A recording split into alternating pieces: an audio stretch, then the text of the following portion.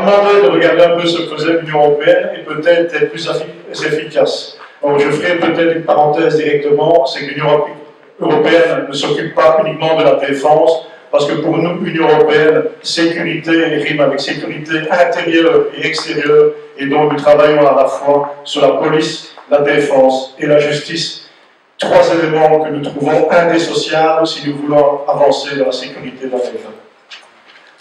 Pour mettre l'action de l'Union européenne en œuvre, elle intervient après la mise en place d'un nouveau président, avec trois composantes, plus ou moins 300 000 hommes, plus ou moins, parce que personne ne savait combien il y avait de militaires à la fin du conflit, et avec une première note de politique stratégique qui définit une armée ou les contours d'une armée de 120 000 hommes. Contours que l'on peut discuter et revoir, contours qui ont été dressés en 2003. Un autre problème que tout le monde connaît, c'est la problématique du DDR. Le DDR, on doit ramener cette armée de 300 000 à 120 000 hommes et on va faire traverser à l'armée congolaise, aux soldats congolais, mais aussi aux nombreuses familles congolaises, l'entièreté du territoire congolais allant d'un point à un autre pour passer les différents processus. Et finalement, on devait arriver à 18 brigades intégrées à l'est du pays, après avoir des familles qui ont parcouru parfois 600 à 700 km à l'intérieur du territoire. Un autre processus, je vais un peu vite peut-être, c'est la problématique que l'on aura de la formation de ces 18 brigades intégrées. On aura d'abord une formation que je vais appeler formation bilatérale, avec les acteurs belges, angolais, sud-africains, sur les 3 premières brigades intégrées. Formation qui durera 6 mois et qui devait créer une nouvelle armée congolaise. Malheureusement, le bilatéral a un coût. La formation en 6 mois, c'est très long, et on passera à partir de la 4e brigade intégrée à une formation par des formateurs congolais encadrés par la communauté internationale, et on réduira la formation de 6 mois à 45 jours.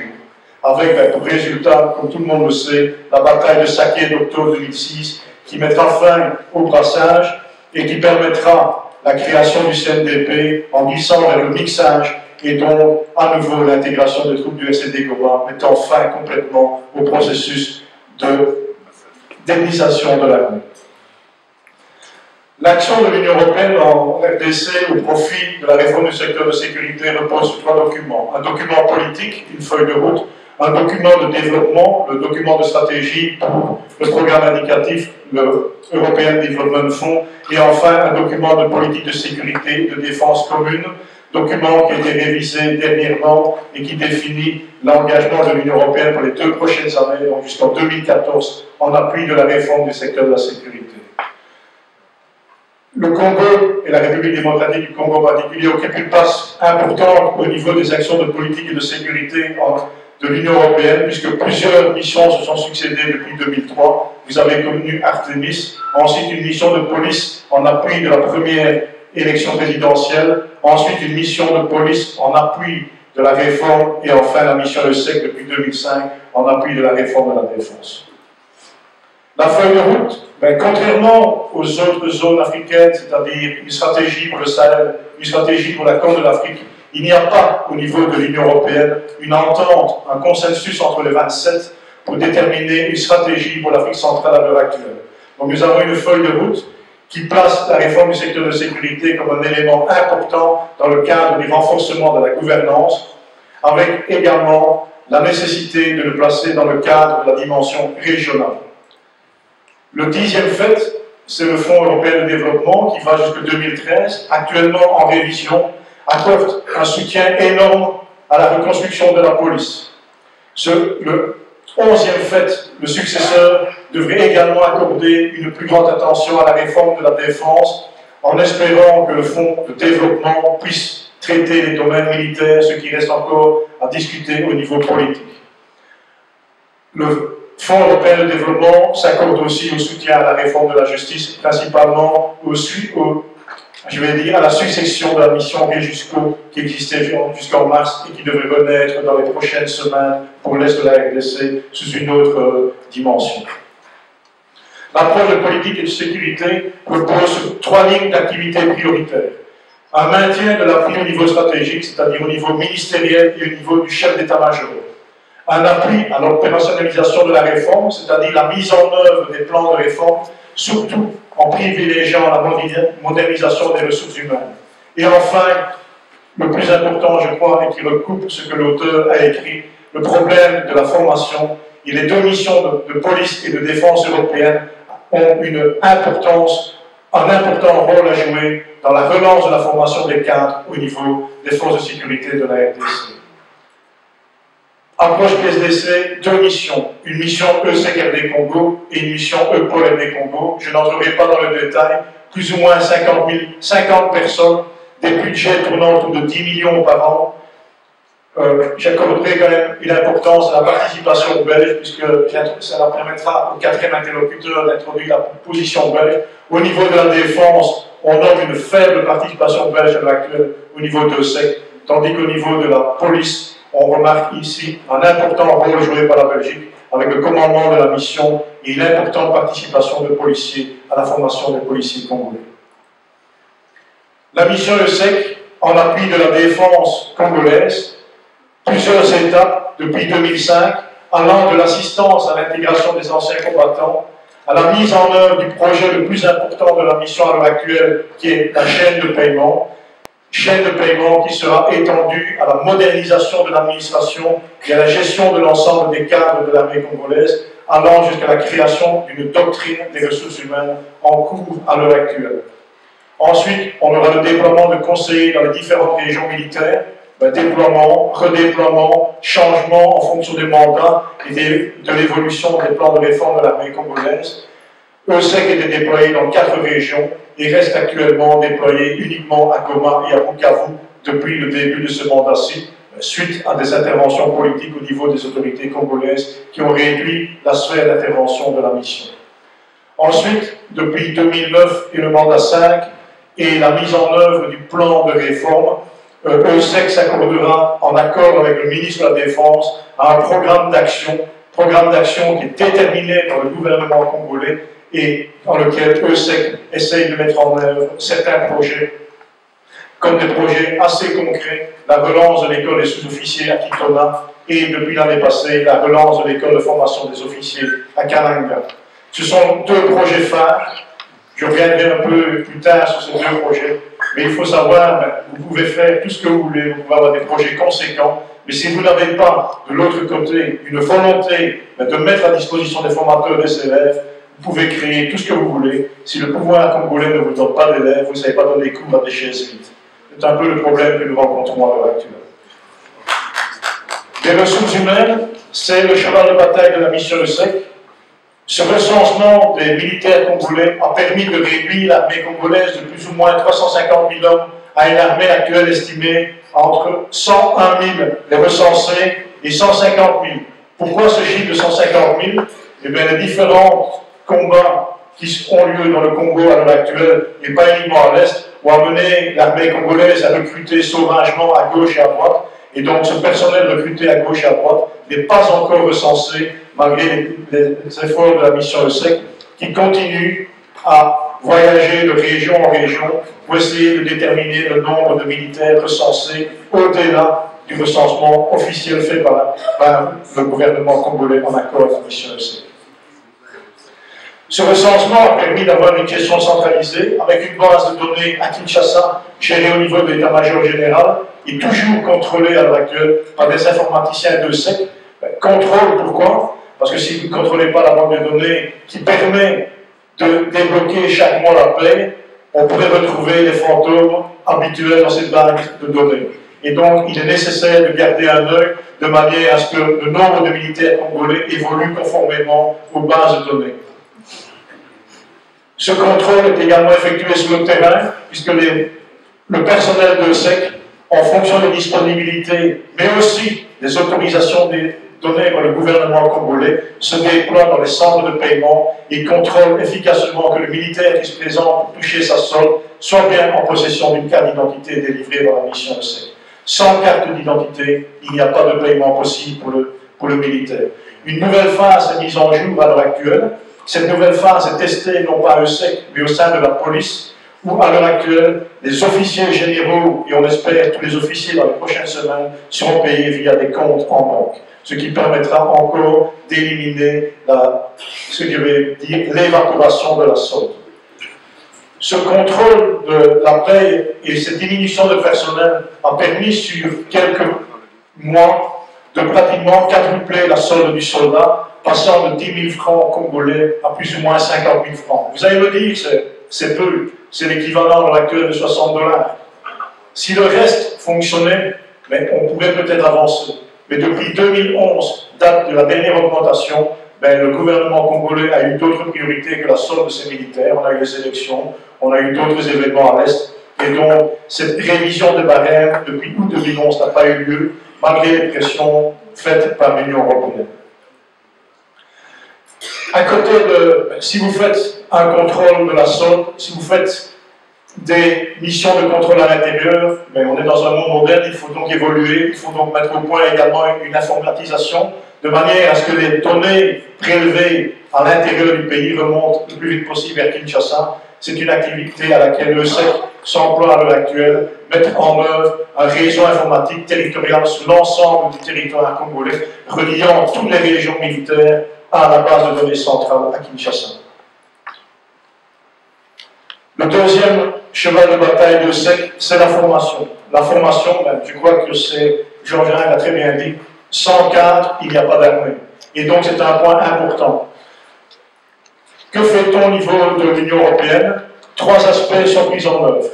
L'aspect social, c'est-à-dire que l'on essaie de reloger sur les centres de formation les familles des instructeurs, de manière à donner un cadre de vie décent aux instructeurs pour les motiver à donner cours. Le deuxième point, c'est l'aspect technique. Vous ne donnez pas cours dans des bâtiments délabrés, et donc la mission ESSEC, comme la mission EPOL va le faire prochainement, a remis en état les infrastructures scolaires à Kitona et à Kananga. Et enfin, il reste un aspect très important, c'est l'aspect pédagogique. Le monde a évolué, les méthodes pédagogiques également, les matières également, et donc il faut former les formateurs. Donc l'Union européenne n'est pas en mesure de former tous les formateurs, et nous reposons donc sur la bonne volonté des États membres de l'Union européenne et sur la bonne volonté du gouvernement congolais pour mettre en place les formateurs formés dans les écoles. À l'heure actuelle, la France s'est engagée à gérer pendant 3 ans l'école de Kitona et a donc fourni 2 instructeurs pour 3 ans, un instructeur conseiller technique du commandant de l'école pour la formation académique et un conseiller spécial pour la formation des sous-officiers dans le domaine de l'infanterie pour 3 ans. Nous espérons à Kananga avoir le même engagement de la Belgique dans les prochains mois. La Belgique nous a mis à l'heure actuelle à disposition un instructeur qui malheureusement, pour des raisons, Kananga c'est un peu perdu à l'heure actuelle, instructeur qui tourne tous les 4 mois, ce qui n'est à nos yeux pas suffisant si l'on veut s'investir complètement dans la réforme du personnel. Bon, je vais passer rapidement. Kitona, on a reconstruit. Nous sommes à l'heure actuelle avec la 2e promotion qui est en cours et la première promotion en formation spécialisée infanterie. Nous avons beaucoup de problèmes pour lancer la 3e formation parce que les éléments de l'Est ont empêché les processus de sélection et donc nous voyons arriver à Kitona maintenant des élèves qui ne correspondent pas du tout aux critères qui sont mis pour commencer la 3e session et donc nous avons retardé le départ de la 3e session de manière à faire une sélection sur site à Kitona et si nous devons réduire le nombre d'élèves, on le fera. Nous acceptons que les élèves qui répondent aux conditions, aux critères de sélection. Le site de Kananga, c'est la même chose, la formation est lancée. La Belgique nous a parfaitement aidés dans le lancement et la formation initiale militaire pour toutes les formations. Nous rencontrons le même problème de sélection des candidats avec le fait que nous venons de toucher un nouveau ministre de la Défense et qui dit nouveau ministre dit aussi de nouveaux élèves qui arrivent sur le site parce qu'on fait à côté de la sélection particulière. Et donc là également, à partir du moment où ils arrivent à l'école, ces élèves sont soumis aux mêmes conditions que les autres et donc beaucoup d'entre eux désertent après 3 semaines parce qu'ils se rendent compte que le paradis que leur a promis n'est pas celui qui existe à l'heure actuelle à Kananga, puisqu'on veut former les officiers de l'armée de demain. Et enfin, le 3e projet, qui est lié essentiellement à la chaîne de paiement et aux cartes d'identité biométriques, c'est la relance de l'administration. C'est très bien d'avoir des cartes d'identité, d'avoir une chaîne de paiement, mais si vous n'avez pas au sein de chaque unité un sous-officier payeur qui peut contrôler la solde et effectivement effectuer effectuer le contrôle des cartes d'identité, c'est pas valable. Donc nous avons formé depuis 2010 145 sous-officiers qui sont déployés dans les différents bataillons, régiments, appelons-les comme on veut, puisque à chaque idée ministérielle, on change la dénomination des unités, on change les emplacements des unités, de manière à essayer de casser cette chaîne de paiement qui empêche l'évaporation des deniers de l'État qui sont destinés aux militaires. Le SEC est également lancé au soutien des dépendants militaires. Pourquoi ce soutien? Vous savez tous comme moi qu'un militaire congolais est installé sur la ligne de front avec sa femme, ses enfants, sa chèvre, etc., etc. Et que donc, la première chose que l'on fait quand on combat, c'est courir vers l'arrière, essayer de protéger sa famille, laissant le champ libre à n'importe quel groupe belligérant occuper les positions que vous avez abandonnées pour protéger votre famille. Donc, ce sont des projets en cours. Ce n'est pas évident, puisque les mandats d'émission sont des mandats d'1 an, et qu'il n'y a pas non plus la volonté politique des autorités congolaises d'investir de l'argent dans les travaux qui sont faits. Nous avions lancé un projet à Maluku pour fixer la 7e brigade intégrée, où nous avons créé une école, un dispensaire et un centre pour les femmes, pour leur permettre de vendre leurs produits au marché. Le dispensaire a été abandonné par les autorités congolaises et est repris maintenant par une ONG, donc on recommence à nouveau à zéro 2 ans après ce projet. Nous avons également lancé un projet d'appui agricole en essayant dans les emplacements où se trouvaient soit des unités de SEC, soit de la coopération bilatérale, de relancer un projet de ferme agricole. Mais là aussi, il faut l'appui des autorités congolaises de manière à ce que les militaires les plus anciens soient enlevés des unités et puissent travailler à d'autres projets qui leur permettent de quitter les unités. Quelles sont nos contraintes? Pour terminer, je crois que Jean-Jacques l'a très bien dit. Si on veut commander une armée, il faut une chaîne de commandement. Le président Kabila a 5 chantiers. Dans ces 5 chantiers, il en a oublié un qui est principal. Qui commande l'armée et qui donne les directives. À l'heure actuelle, le moyen le plus simple de commander, je prends mon GSM et je téléphone aux soldats sur le front. Ce n'est pas comme ça qu'on commande une armée. Donc il y a encore beaucoup à faire si on veut avoir une armée moderne à l'heure actuelle. Ce qui explique aussi la débâcle à Goma au mois de novembre. Les unités au combat, comme chef, comme commandant de bataillon, on n'a plus de francs congolais pour acheter des cartes, mais il n'est plus joignable parce que, évidemment, il ne s'est pas téléphoné, et ensuite, quand vous êtes sur la ligne de front, vous n'avez pas de groupe électrogène, et quand votre batterie est vide, vous n'êtes plus joignable. C'est un peu le problème de l'armée congolaise à l'heure actuelle. Le deuxième problème, on fait la réforme du secteur de la sécurité, on l'a fait normalement dans un pays qui cherche une solution durable à sa stabilisation. Au Congo, on ne sommes toujours pas sortis des problèmes. Nous avons toujours des combats à l'Est, mais quand on parle de l'Est, il ne faut pas oublier non plus le nord du Congo avec le Haut-Uélé, le Bas-Uélé, il ne faut pas oublier les problèmes ethniques, les problèmes de nationalité. Donc, nous ne sommes pas encore sortis des problèmes sécuritaires à l'heure actuelle. Et donc, dire que l'on va faire de la réforme du secteur de sécurité, c'est très difficile, puisque cela nécessiterait d'abord d'avoir la sécurité totale sur l'ensemble du territoire. Vous ne pouvez pas en même temps demander à un chef d'état-major de conduire du combat et de l'autre côté de former dans des écoles des officiers à qui on devrait donner des commandements à l'Est pour solutionner les problèmes. Les contraintes, tout le monde les connaît, je crois que Jean-Jacques les a déjà bien données. On a des contraintes structurelles et des contraintes conjoncturelles. Structurelles, les forces de sécurité ont toujours été, je crois, restent encore à l'heure actuelle, une source d'insécurité. Si demain, on donne au président Kabila un outil performant, est-ce que ces outils performants vont permettre au président de rester sur sa chaise ou est-ce qu'on va mettre quelqu'un d'autre en place? Donc, pourquoi développer une armée qui pourrait devenir le prochain adversaire? Quels sont les intérêts? Il n'y a pas que les intérêts du pays, il y a l'intérêt des groupes armés, il y a des luttes ethniques locales, il y a des luttes régionales, il y a des luttes individuelles, et donc tout ça prend le pas sur la réforme d'une armée en profondeur.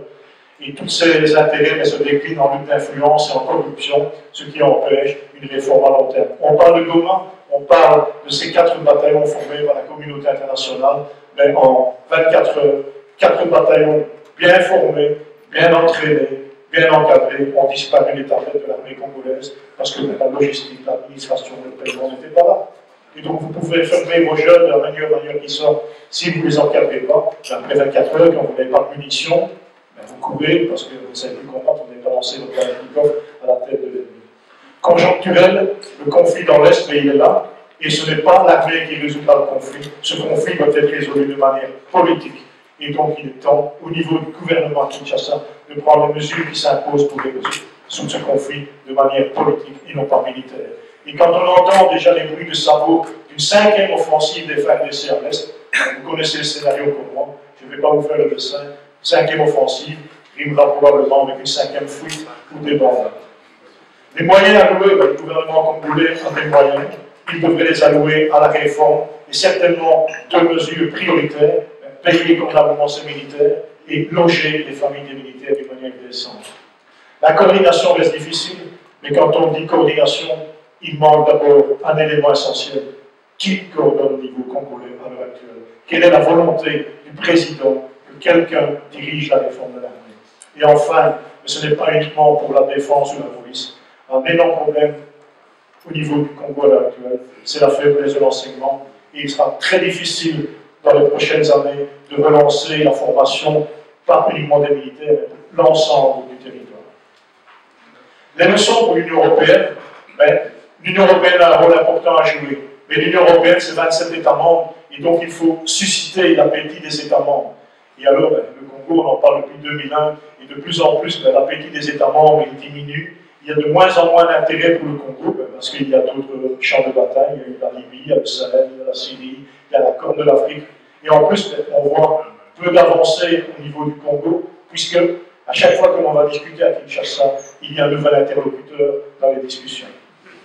Il y a aussi nécessité de renforcer l'engagement des autorités locales.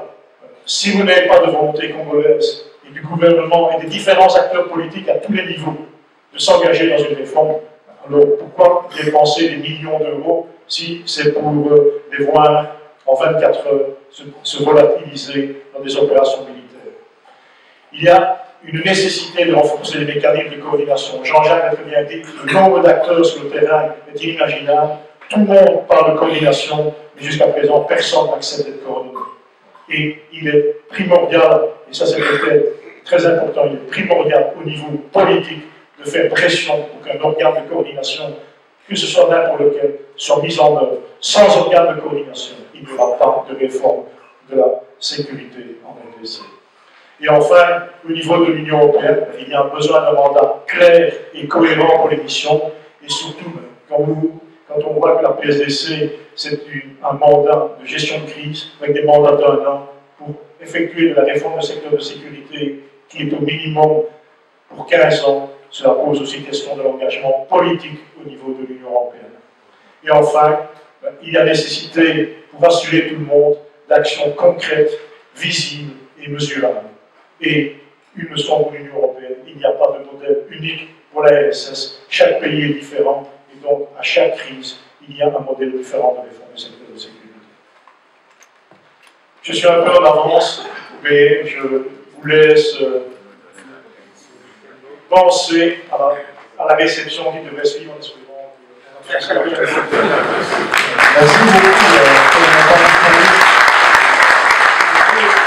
Je vais vous remercier très particulièrement parce que